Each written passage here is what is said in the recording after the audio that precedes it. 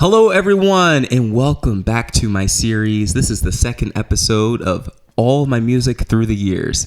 Now, in this series, I go through all of my work I've released since 2020, starting with my first record, Change of Weather, which is what we're going to be talking about today. And we're going to go all the way to present day to my sixth studio album, Mind Parade, which I just released the first of last month. Now, this is a really exciting journey. I'm so excited to start this story with you guys today. But before that, if you're new to my channel, my name is Ty Mathis, and I'm a music artist from Newark, Delaware.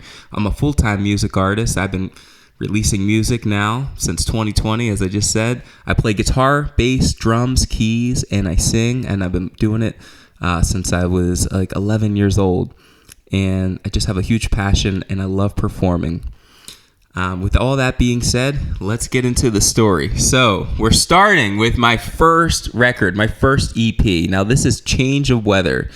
So in order to do that, let's time travel back to the year 2020.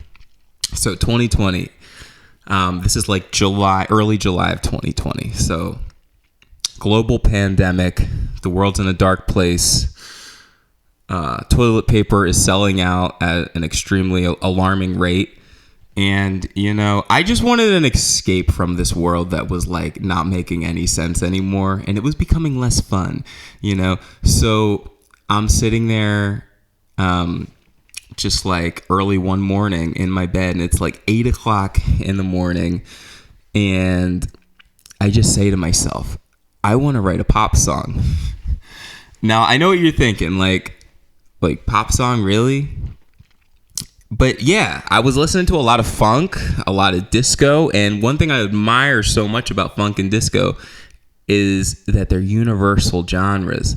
There's a steady beat, it's funky, it's groovy, it gets you dancing, and it gets you going, and it's just consistent, and it's repetitive.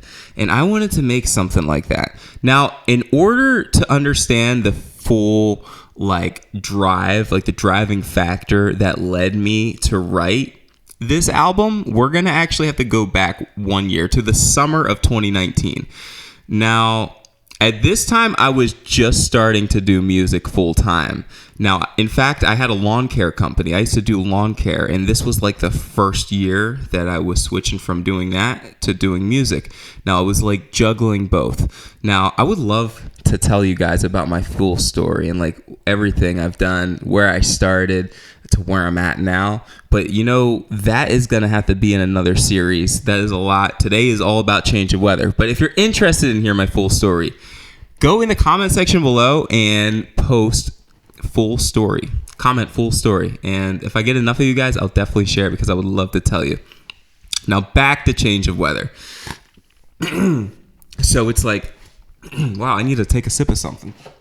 Have a sip of my coffee. 1 second. If you got a coffee or any tea or anything, take a sip with me.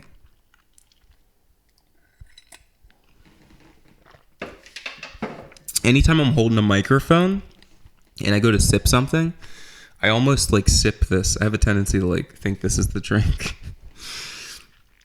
But yeah. Let me actually take a sip of my seltzer too. I love LaCroix seltzer. Big shout out to LaCroix.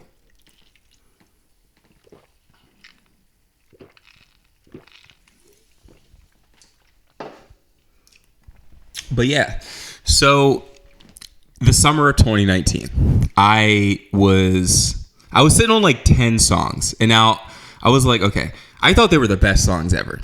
I was so prepared to go to the studio. So I booked 2 really nice studios, actually 3 nice studios. And I just over the course of the summer, I go to these nice studios and I record this record, and I had the time of my life. And I thought these were the best songs ever. I thought they were going to change the world. Now, fast forward to the time I released them, and I absolutely cringed. I couldn't stand them. I was like, I got to go back to the drawing board. This is not where it's at. This is not what I wanted to do. So from the time I released that, now that was September 2019.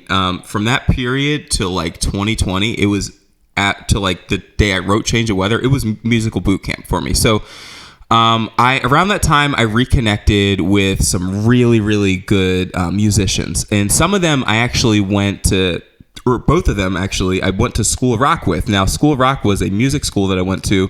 I started it when I was like 10 years old, and it really just opened up the doors, changed the trajectory of my life for the most part in the most beautiful way, and I'm so grateful for that. And the people that I met there and that I reconnected with, you know, they were really, really good, and they were multi-instrumentalists just like I am.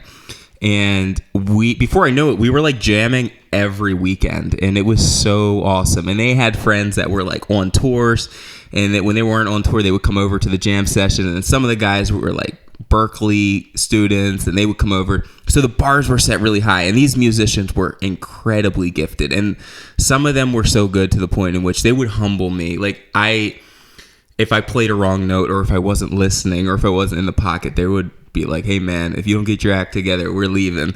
So like, you know, I wanted to get on their level, and I was forced to very quickly. And I'm very grateful, because it totally brought out the best of my playing. So I did that every weekend from, you know, the failed record that I don't even talk about. I actually took it down after like a couple weeks of it even being out. As funny as that sounds. So yeah, that record no one even talks about. It was called The Beginning of a Continuous End. There's one song that's actually still out on streaming platforms. It's called Endless Shadows. Listen to it at your own will. You know, you don't have to. It's actually the best song probably on the album. But, you know, it's out. It was the single, blah, blah, blah. Okay, so every weekend from that point to the day I wrote Change of Weather, I was jamming relentlessly with great cats. And, you know, I felt like that was the best thing for me to do. And I'm looking back, I'm so glad I did it. And I really kept doing that until like 2021, 2022. And then I just became way too busy with touring and gigging and stuff and writing music. Yeah, so let's go back to July of 2020 to the day I wrote Change of Weather. So I'm like, I woke up, and now this is like the dog days of summer. This is like the hottest day of the summer yet. Even though I had my AC on in my house, like I could just feel the hot summer sun creeping in through my window. And, you know, the morning time is like my most creative time of the day. I feel like that's when my ideas are just flowing, and I'm just feeling so good. And, you know, in the midst of this crazy world shut down, pandemic, and, you know, toilet paper selling at an alarming rate, all that crazy stuff. You know, I'm in my bedroom, and I have my acoustic guitar, and I'm just like sitting on my bed, and before I know it, I'm just humming like, or actually singing like, she said, oh, this is just a change of weather.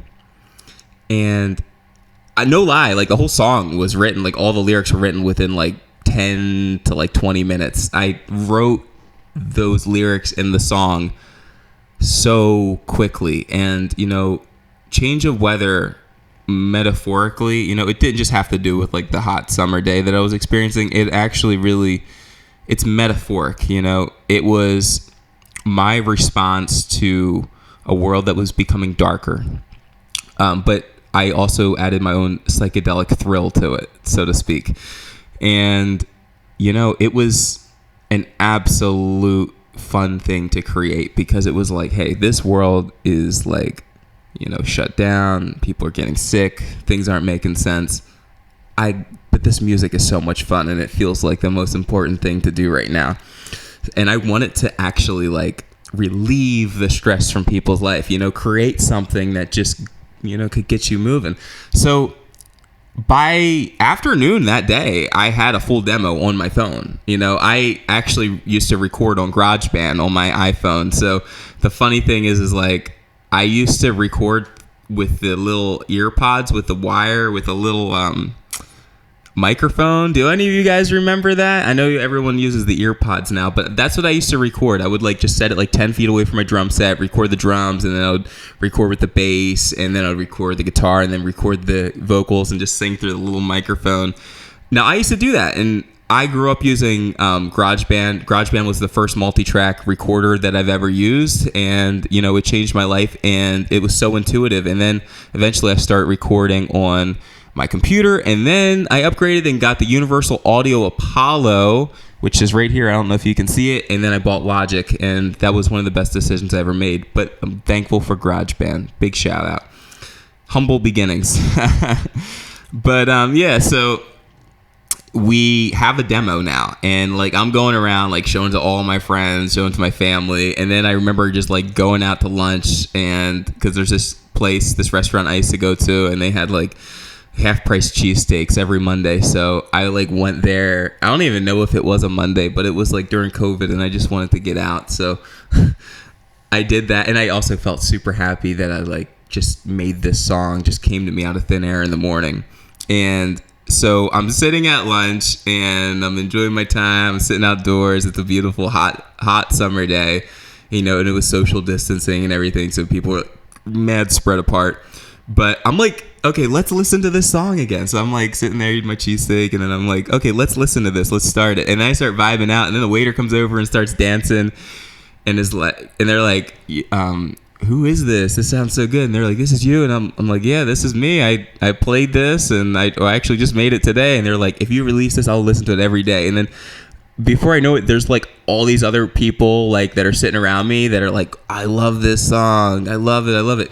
And like I had the same reaction from everyone, like my friends, my family. And now the funny thing is that like I've never had a song that I make that like made everyone around me feel that way. So I was like, we're definitely onto something. So like I finished my lunch, hopped in my truck, went home, and then I was like, we are making a concept album. I don't even care.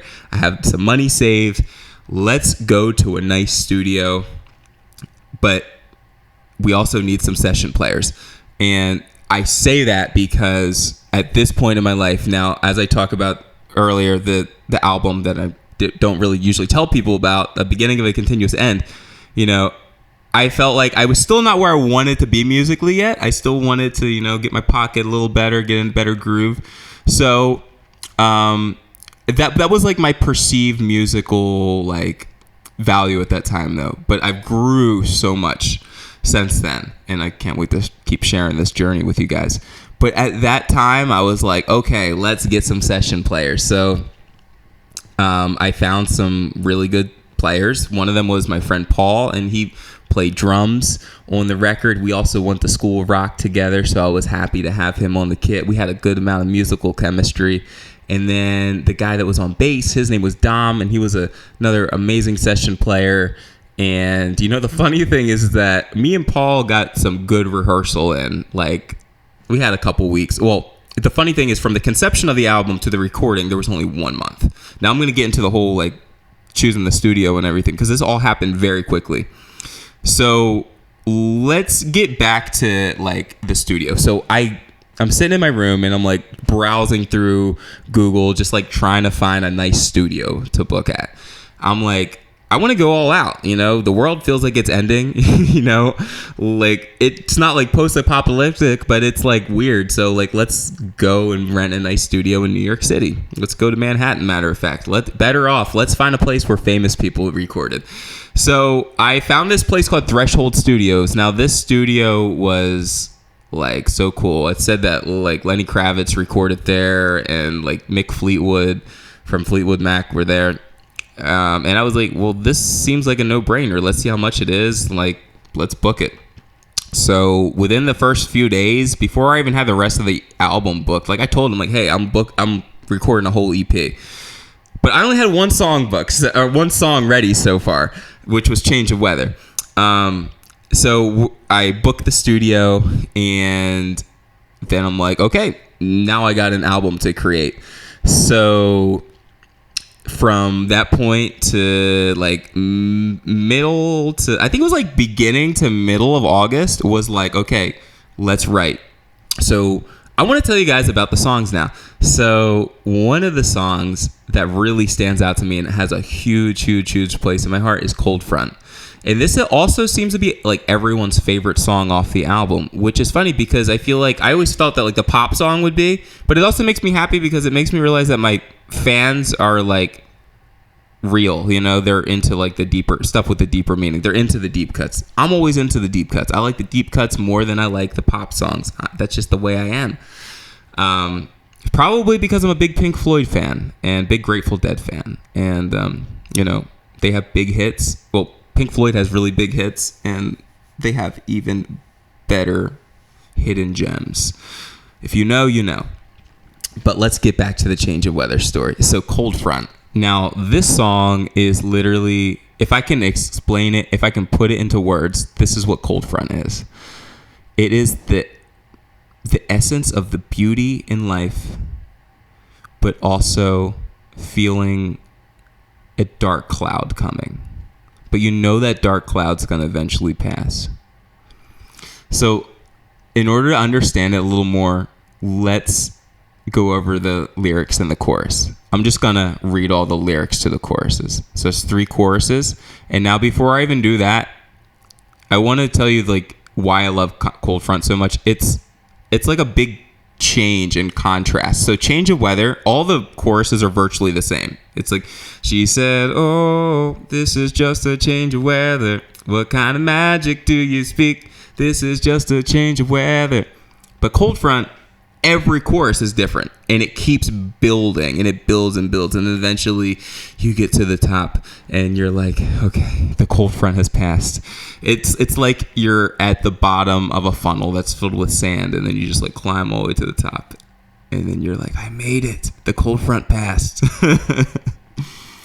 But yeah, so here's the lyrics to cold front, the chorus rather. Here's the first one. Flowing through the river, blowing through the air. Would you notice all the clouds? All the clouds, all the clouds. Yeah, yeah, yeah, yeah. Second chorus.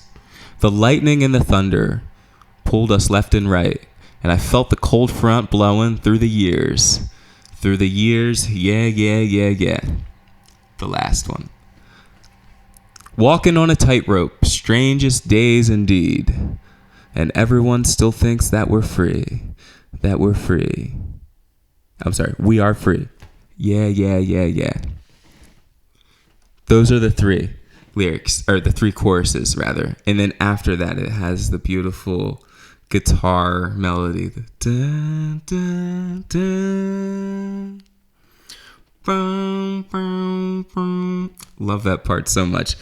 But, the funny thing is that cold front, here's a little side note. If you come to my shows, cold front is actually more of a hard rock like song now. It's much more than it's evolved since its funk rock origins. Now it's like straight up hard rock.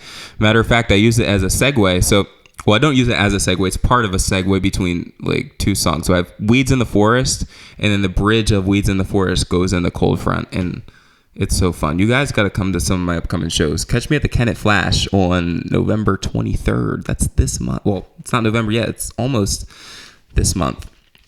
So yeah, there's that. That's the story of cold front. I want to tell you about the story of Weatherman. So we're like 2 weeks probably into this whole conception of the album. So like from the day I wrote Change of Weather, we're now writing Weatherman, which is the 3rd song off the record.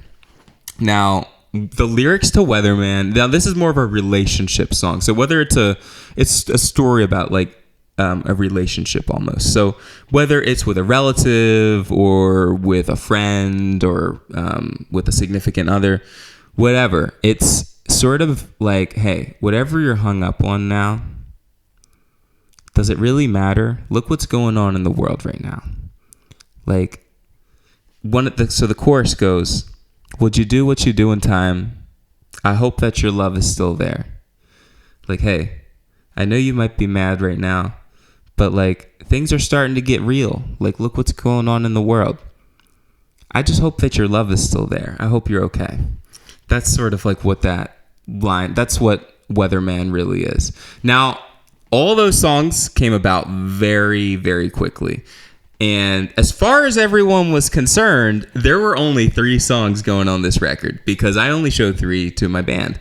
But there was one more song. I wanted my Free Bird. I wanted my Comfortably Numb on this album. I wanted the song with this nice, smooth, slow beginning and then just like a crazy, loud, orgasmic guitar solo, rock and roll ending. That's exactly what I wanted. Like I said, I wanted my Free Bird for this record. So I started working on it behind the scenes without telling anyone. So I was planning on going to New York City to just record 3 songs, which that's what I did. But in my free time, I was actually working on one more. So this one's called Why Was It There or Everywhere? Now I recorded all I recorded it all after the fact at my friend's home studio. I'll get to that later.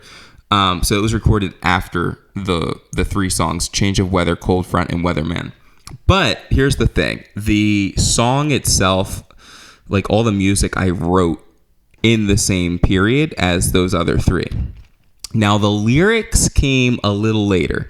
The lyrics are really funny because they're actually about the trip from Newark to New York City. Now I'm going to get into that now. I'm just going to read the first lyric, or the first line of the song rather. Here we go. Traveling through the railway, passing worlds behind. Locomotive people say you can have it on your time. Okay, this leads us to the next part of the story. Next part of the Change of Weather story. So here we go. We're going to New York City now. It's 2 days before the studio sesh. So I book us a train to go up to New York City, and I also get us an Airbnb right in Center City, which was funny because they must have taken the pictures with a fisheye lens. The place was much smaller than it looked in the pictures, and we had a lot of people. Well, like a good bit of people, me and my whole crew. So some people had to like make beds out of like components from the couches. It was the funniest thing ever. We had a time of our life though. So me and Paul, the drummer, and my stepbrother Jimmy, because he came along to take some pictures and stuff. We all left from like the Wilmington train station, and we got up into New York within like 2 hours or so. And as soon as we landed, we checked into the place. But before that, I just remember like we hop out of the terminal, and like New York City's a ghost town. I almost didn't recognize it. Like, it was so weird. Like, and it just fit the absolute vibe of this album. This album was like all about this crazy changing world, and it just like hit home. I'm like, oh shit. Like, I went to the most busy place in the world, and there's no one here. I can count the people on Times Square. This is not normal. So, but it's also not normal to go to a studio at that time, maybe. But you know, I felt like the world was ending. Hey, I wanted to live my best life while I still could. So I did it. And we check into the hotel, and we just settle down easy. We go downstairs, and we go outside, and there's like this pizza place that's like right outside the building. And we go there. We have a good lunch. And then we kind of just pack up. Everything closed early anyway. So we got in, and we kind of got to bed pretty early. And then we were like, okay, we are ready for the studio day. We like just prepared for the next day. And I was just like reading through my lyrics, reading through the notes, going over some stuff with the band, telling them everything, like some last minute stuff. So fast forward to the next morning. I just remember like walking loads of studio gear to the studio itself. Now, this is actually the first time that me and these people have played all together. Like, this is our first actual rehearsal. So it's me, Paul, and Dom, and my studio engineer, our sound engineer, Tyler, and we're just ready to create. So we get to the studio, they're setting up, and, you know, I just remember being like, wow, we did it. And I was like, hey, let's just do our best. So we rehearsed the stuff, and let me tell you what, like, the studio session was just such smooth sailing. It was like the most beautiful studio session I could have ever had. Everyone learned their parts. They knew everything so perfectly, and we laid down all the songs, all three songs. And that leads me to like the gear. I love telling you guys about the gear that I was using. So I was using my Gretsch hollow body, which is currently down for the count. I need to get it rewired, and I also need to put Zex coil pickups in it, which are my absolute favorite. If you know, you know. Now, that's all the rhythm was recorded on the Gretsch, and that was actually being played through an old Gretsch accordion amp from like the 1950s or 1960s. I really want to get my hands on this amp. It's my friend Tyler's, the studio engineer, and he's out in Nashville now. And a fun fact about this amp is that it was used on all 4 of my records. 5 if you count, you know, the one that I was telling you about earlier. But yeah, so from Change of Weather to Universe Boundless. Universe Boundless, I can't wait to tell you about. But let's get back to Change of Weather. So for lead guitar, I used my Marbled Lungfish Stratocaster, and I played that through a Marshall Plexi. Now, I can't remember if it was a 50 watt or 100 watt, but the tone was incredible, and that's what all the lead guitar you hear on Change of Weather, it was that. Now, this, the setup that I had on my Strat at this time was much different. I only ran one pickup. I only had a Seymour Duncan Hot Rail pickup on the neck, and that's the tone that you hear on all the lead guitar on Change of Weather. So we've recorded all of that like super duper quick. I don't remember which vocal mic I was using. I think it was a Neumann, but I can't actually remember. It was so long ago. I wish I knew. In the pictures though, it's just like I think I was using like a 58 or something in the pictures. I can't remember. Don't quote me. But we wrap it up pretty smoothly. We had a sesh from like probably 10 in the morning to like 10 at night. And, it was a really great time. After that, I remember we went to Koreatown and we had some dinner. Everything closed at like 9:30. But anyway, we had to get up early because the train left pretty early in the morning. So we wrapped it up just like that. It was a really awesome studio session. I could not be more grateful for the people that I got to work with on that.